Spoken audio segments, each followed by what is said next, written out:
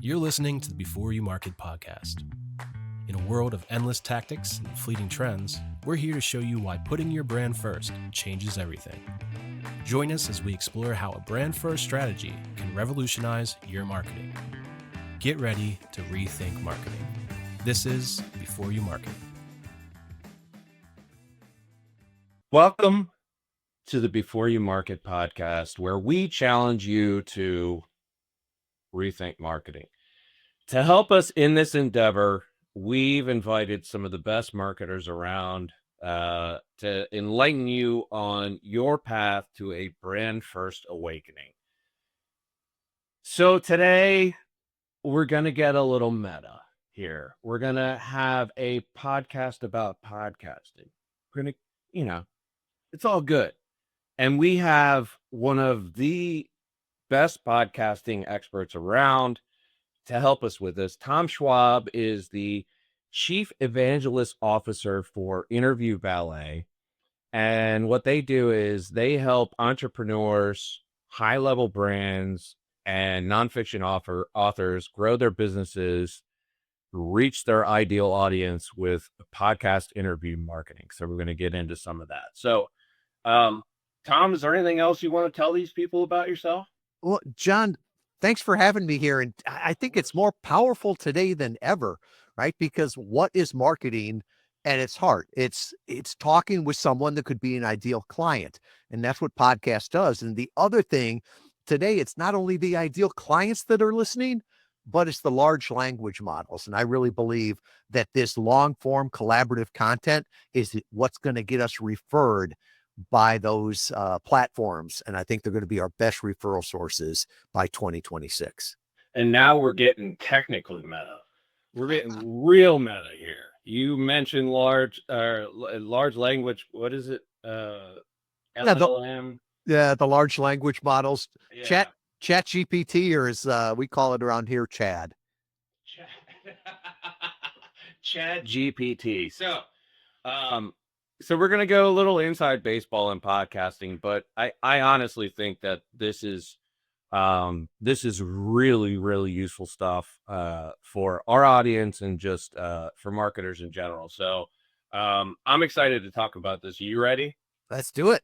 All right. Awesome. So I have been saying for a long time that marketing is a conversation. It is a conversation that you have with your potential customers, your existing clients, and just the public at large and large language models. Podcasting, or whatever you want to call it, because podcasting is kind of a silly term at this point, but it is an obvious extension of that. So I'm curious, what are some of the most missed opportunities in podcasting today in this conversation that we're having with our clients? Well, I wish you would have told me that marketing is just a conversation. That would have saved me a lot of years and tens of thousands of dollars. I've been saying it for years. Nobody listens to me, but it's okay. I finished my MBA, and I think my grandfather could have told me that, right? Because, God rest his soul, God love him. He understood that marketing was a conversation. And while he wouldn't understand the internet, he would understand, so I can tap into these different audiences, just like I used to do at the Rotary Club or being on television or in the paper. It's the same thing. So I think the big thing that marketers, I believe, are missing is that this idea of bigger is better, right? We're all playing this game of what are the numbers? Well, it doesn't matter because you can't say enough of the right things to the wrong people. So I think there's this idea of abundance and bigger is better. I think a lot of people start marketing for their ego and not for their wallet, right? What are you trying to optimize for, right? I get all these emails every day that say, we can get you more leads. It's almost like Facebook likes now, right? Right. I am not optimizing for leads, right? As a good marketer, you should be optimizing for profits, right? And profits comes from happy clients that value what you do so much that they'll give you the money. To me, lots of leads means lots of sales development reps, a lot of cost in kissing a lot of frogs to find that prince. So I think with these conversations, I would say, are we having the conversations with the right people, where they're making the business decisions, right? And are we having different conversations, right?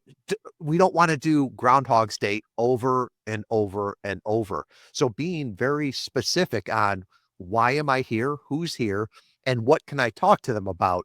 Because, content is king, but context is God. Amen to that. And speaking of Groundhog Day, it wasn't a terrible day. He learned piano.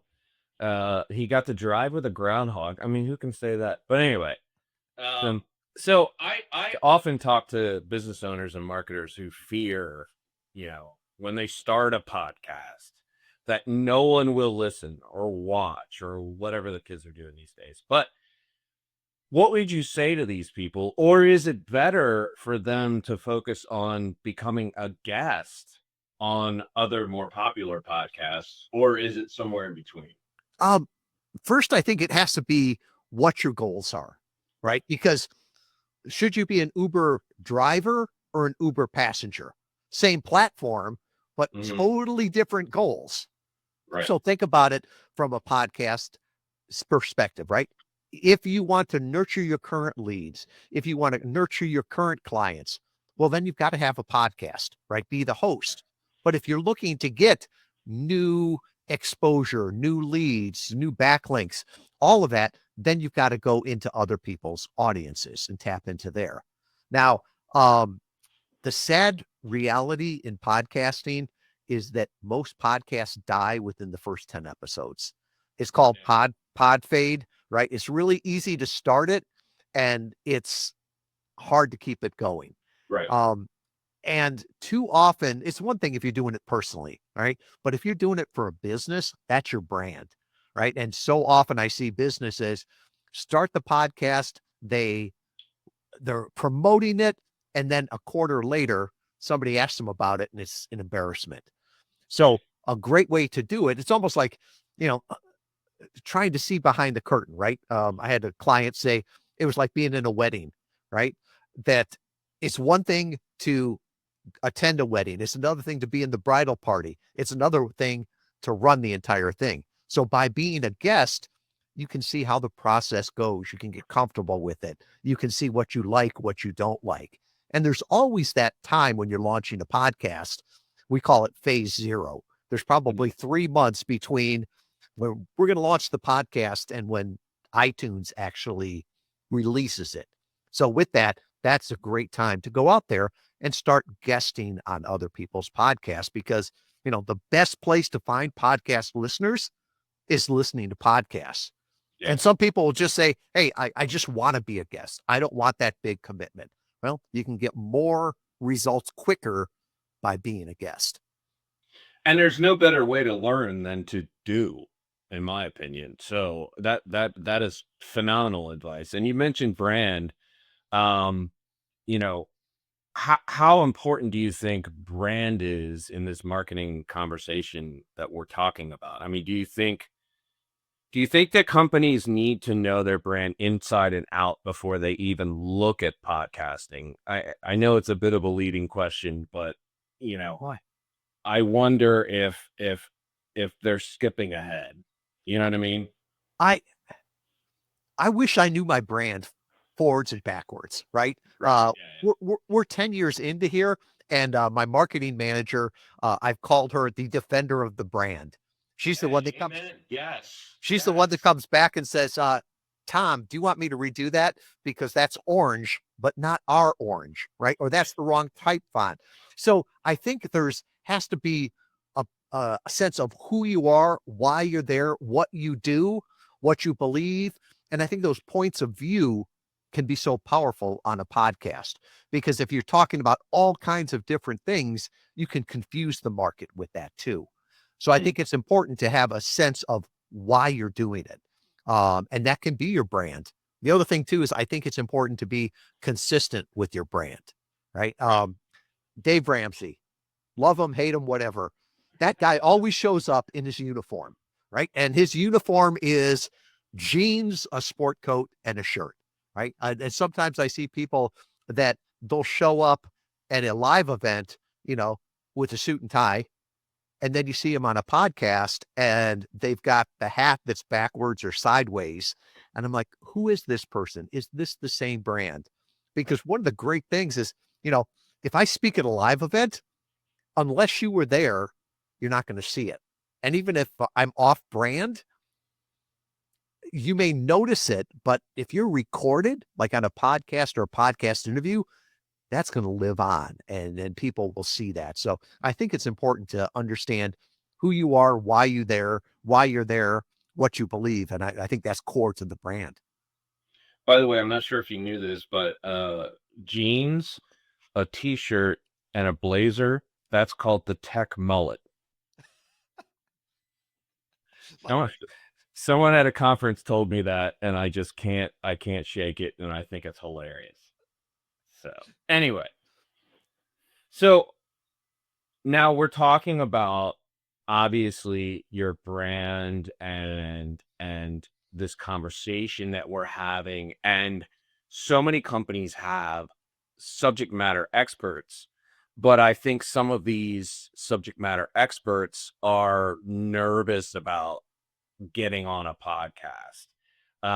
So, obviously they have a lot of great things to say, and it's always the subject matter experts that don't think they think of it, think they have anything of value, but we all know that they do. But my long-winded question is, what would you say to prepare them to be a podcast guest? Should you just throw them to the wolves, or are there things that need to happen to prep them? That is such a great question. And if you feel like you're not an expert or what would I talk about, you're going to be a great guest, right? Because it's the people that are like, oh, I know everything. I can talk about everything. What's the empty pot makes the most noise? We have seen over the years that often people with that imposter syndrome, or some people that are more on the introverted spectrum, actually do much better. And it's because they've thought through things. They are better on one-on-one conversations. They give more thoughtful answers. They prepare. And one of the things that a friend of mine helped me with is I used to hate the word expert, right? There's a lot of people that are influencers, self-proclaimed experts and gurus. And I'm like, I'm not an expert. And Nick is a lawyer. And he's like, if you look at the legal definition of an expert, it's someone that knows more by their training, by their education, by their life experience than the normal person. That doesn't mean you're the undisputed expert in something, but you have expertise. So if you think about it, if you're running a company, man, you've got expertise in that. You've got that niche. You've seen so many things. So you have expertise, right? If you've been doing something for years and years, you've learned from your lessons, you have expertise. If somebody asks my opinion, that's the one thing that I am the undisputed expert on. But the thing is when you go on a podcast, nobody's going to ask me a question about monetary policy and macroeconomics, right? I know nothing about that, right? That's not why I'm here. We've already set the topic and the agenda, and the host wouldn't invite you on unless they thought you had value, that you had expertise. So give yourself credit on that. What's ordinary to you is amazing to others. I think so many people forget that. I think that's such an important point to make, is that not everyone knows what you know, and what you know could easily fill a book, especially if you are trained in something. And so that is just phenomenal advice. So, silly question. How do you track the success of podcasting? I mean, it seems obvious to me, but maybe not so much to others. Maybe we want it to go viral, or like what does real podcasting success look like? Oh, it's not ego. And the problem is that so many people are throwing stuff against the wall and not even seeing what sticks. Right. So they're not using the data that's available now, right? Some of it has to be, you got to pay for it. It's licensed, right? To figure out what they're trying to accomplish, what podcasts would be ideal for that, what audience would be ideal for that. And then there's a lot of people out there in marketing today that say, well, you can't attribute traffic from a podcast. Well, if you do it right, you can. Right. And I love one of the stories that Rand Fishkin from SEO Moz talks about. He's like, if I am on a stage talking at a conference, somebody hears me and they Google me and they get it slightly right, but Google takes them to the site. Google's going to say, we brought you that traffic. And then they get confused, right? They get, there's a fire going on. They open another tab. They leave the site. And with Facebook retargeting, they get brought back to the site and they buy. Well, Facebook is going to say, well, we brought you all that traffic, right? We've got pure data. We've got all this. And the truth is that if they wouldn't have heard you from the very beginning, then none of that else would have happened. So this idea that it could be perfect attribution is wrong. That still doesn't give you the out to say, well, I don't have to track it. No, the best way to do it off of a podcast interview is always send them to one dedicated page, right? One page, evergreen site for evergreen traffic. And if they hit that page, that's where they came from. Now, that's a Google Analytics way to do it. But for a lot of us in, B2B high ticket sales, we're having conversations with our clients. And so you ask them, how did you find out about us? And to me, that is more important because the analytics may say, the first point of attribution was Google. But if you ask them, they'll tell you what was most important, right? I heard you speak at an EO event, or a friend of mine was talking about you. So all of a sudden you figured out what was most important to them, not just what, Google or Facebook is saying in order to prove that they're worth. Man, I could hug you right now because I was just on a stage the other day speaking about this marketing conversation and how we get so fixated on data that we forget to ask these important questions. And it's these questions of how did you hear about us? What led you to us?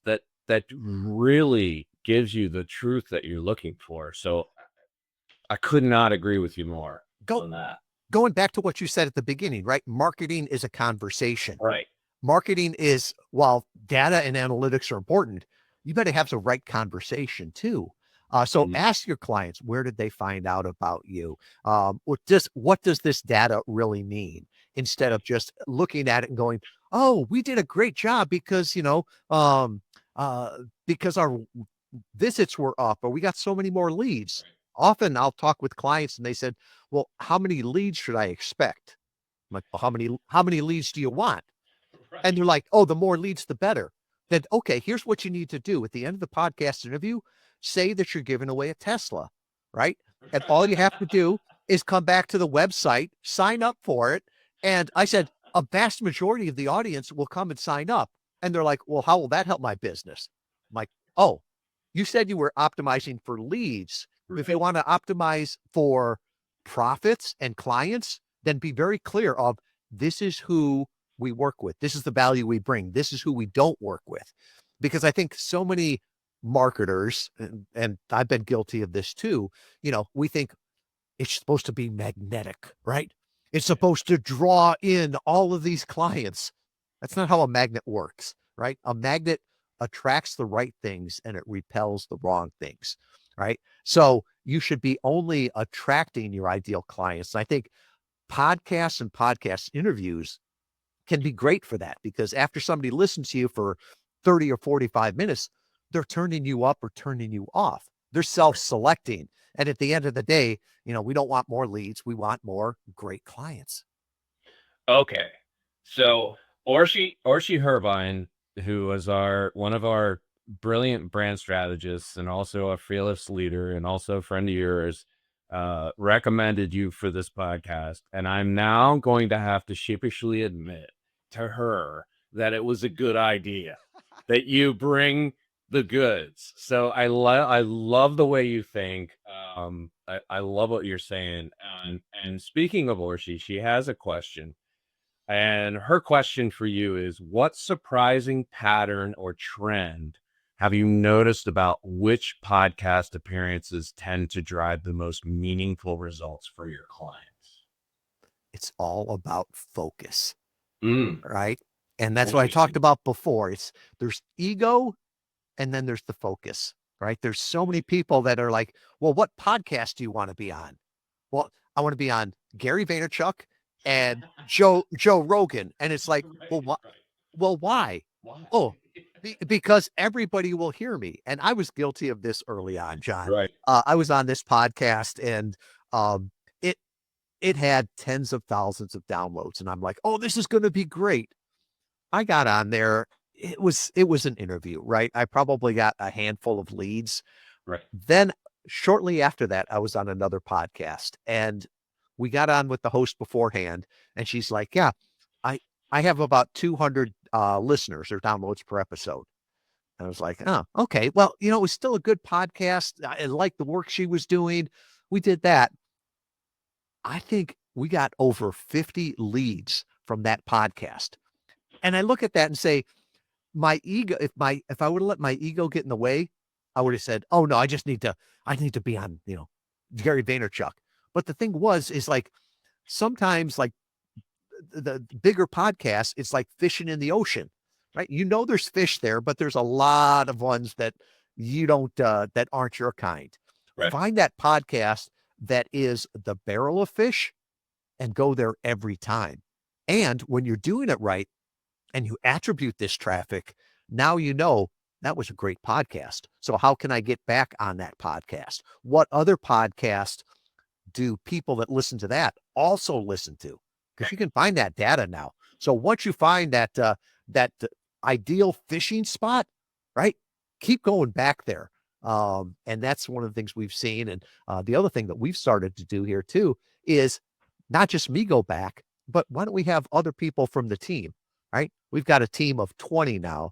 And so they've got different expertise, different viewpoints on things, right? Mhm. They connect with different clients, right? One of the verticals we focus on is health and wellness, right? Mm. I am not in my 50s with this much gray hair I'm not Instagram ready for health and wellness, but we've got other people on the team that can speak to that and they resonate a whole lot better with it.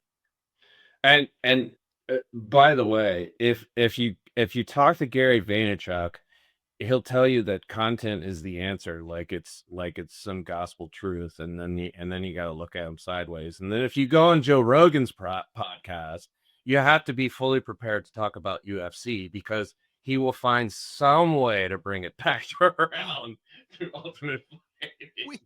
We had a client, and this was a couple of years ago, Right. and they were doing an initial public offering, and they wanted to do a road show, the pony show, whatever it is, Yeah. based on podcasts too. It was a great idea, and we do walkthrough interviews with all of our clients to get on with the CEO, and he's like, "Yeah, I should." My assistant said I should be on the Joe Rogan show, and this was just after Joe Rogan and Elon Musk toked it up in the studio. Right. Good And luck with that. I mentioned that, and I'm like, nothing illegal with it. It's in California. Right. Would you be comfortable being on there with a professional comedian and a joint? And he just looked at me and he's like, my board would kill me, right? I'd be fired. That's why you pick the podcast and my assistant doesn't. So there's that whole thing about brand affinity and you're judged by the company you keep.